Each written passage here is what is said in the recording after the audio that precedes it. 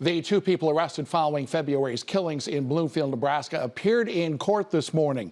25-year-old Elias Reed was arraigned on 2 counts of murder in the death of Curtis Strom and William Ruffett late last month.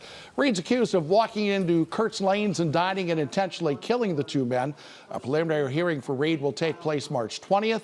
If prosecutors establish enough evidence at the preliminary hearing, Reed's case will be sent to district court. No bond has been set for Reed, and he did not contest that decision. Then his wife, Kayleen Sweezy, was also in court. She's facing charges of discarding the shotgun allegedly used in the killings. Her bond will remain at $100,000. Now, her defense counsel asked the judge to lower the bond to $50,000, but the judge declined. The judge explaining that Sweezy has a 10% option on her bond, meaning she needs only to post $10,000 of that $100,000. Well, after